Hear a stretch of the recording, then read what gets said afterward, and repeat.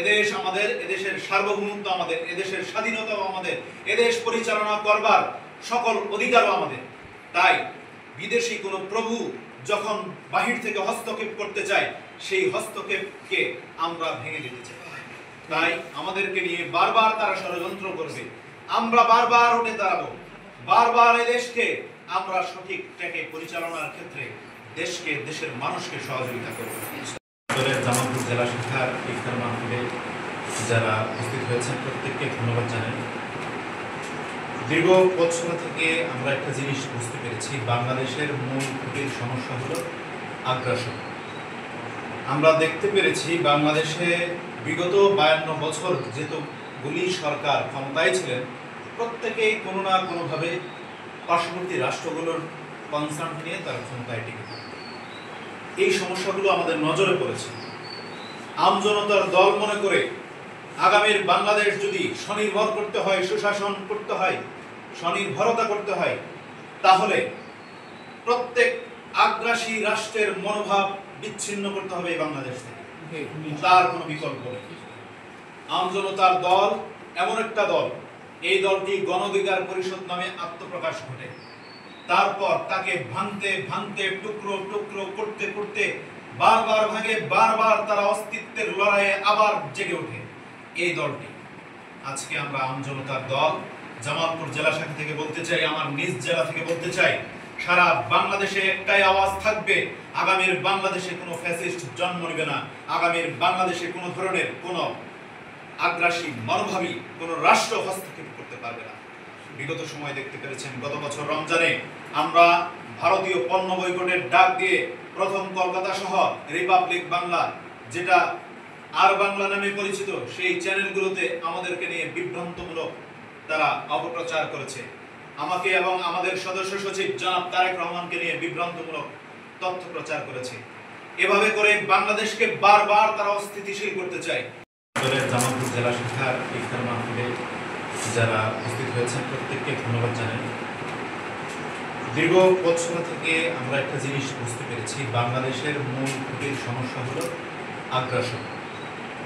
আমরা দেখতে পেরেছি বাংলাদেশে বিগত 52 বছর যেতগুলি সরকার ক্ষমতায় ছিলেন, প্রত্যেকেই কোনো না কোনোভাবে পার্শ্ববর্তী রাষ্ট্রগুলোর কনসার্ন নিয়ে তার ক্ষমতায় টিকে থাকে। এই সমস্যাগুলো আমাদের নজরে পড়েছে।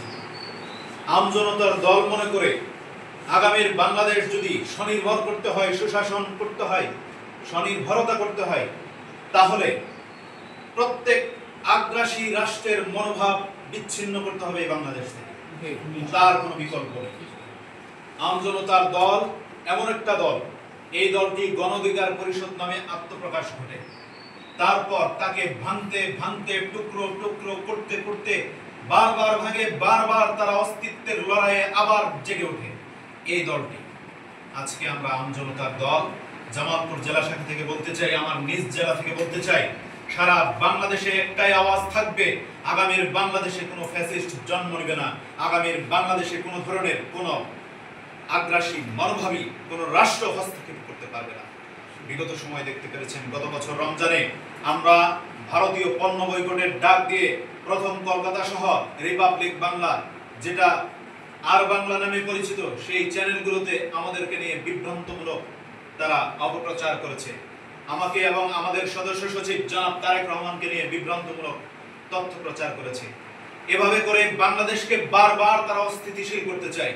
এদেশ আমাদের, এদেশের সার্বভৌমত্ব আমাদের, এদেশের স্বাধীনতাও আমাদের, এদেশ পরিচালনা করবার সকল অধিকারও আমাদের।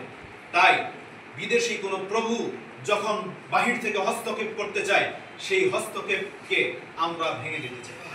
তাই আমাদেরকে নিয়ে বারবার তারা ষড়যন্ত্র করবে, আমরা বারবার উঠে দাঁড়াবো, বারবার এদেশকে আমরা সঠিক ট্র্যাকে পরিচালনার ক্ষেত্রে দেশকে, দেশের মানুষকে সহযোগিতা করব। দেশপ্রেমের জায়গা থেকে আমরাও নির্বাচনমুখী, তবে এমন নির্বাচন চাই যে নির্বাচনের মধ্য দিয়ে জনগণ তার মালিকানা বুঝে ফিরে পাবে। তবে এমন নির্বাচন চাই না বিগত তিনটি নির্বাচনে আওয়ামী লীগ যেভাবে দিনের ভোট রাতে দিয়ে নিজেরাই ভোট দিয়ে ক্ষমতায় এসে ক্ষমতার চেয়ার হাঁকিয়েছে ভারতের ইন্ধনে, এই ধরনের নির্বাচন, এই ধরনের ক্ষমতা আমজনতার দল কখনো চায় না। আজকে আমরা হয়তো সংখ্যায় কম হতে পারি, আজকে হয়তো আমরা গুটি কয়েকজন মানুষ হতে পারি, কিন্তু আগামীর বাংলাদেশে আমরাই ভবিষ্যৎ, আমরাই এই বাংলাদেশের নেতৃত্ব দিব ইনশাআল্লাহ।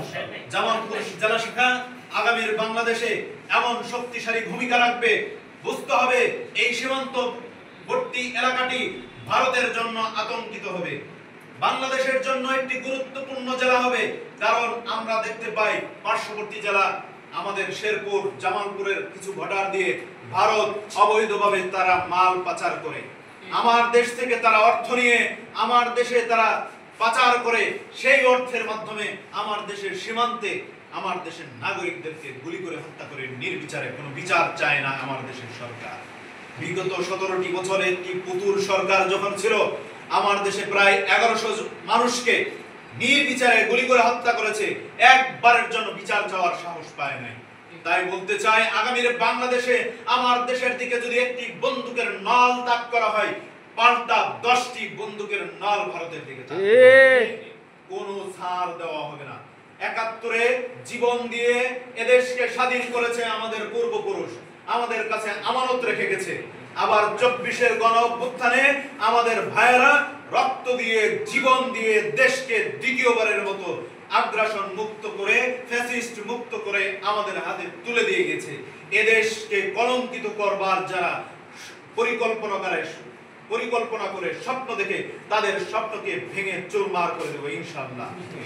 আমি বাংলাদেশের আপামর জনগণের কাছে বলতে চাই, সারা বাংলাদেশে আম জনতার দুর্গ গড়ে তুলুন, আম জনতার মানুষের দুর্গ গড়ে তুলে আম জনতার বাংলাদেশ হবে, আম জনতার সামনের বাংলাদেশে স্বনির্ভর একটি বাংলাদেশ গড়ে তুলবে। আর কোন ভারতের দাদাগিরি চলবে না।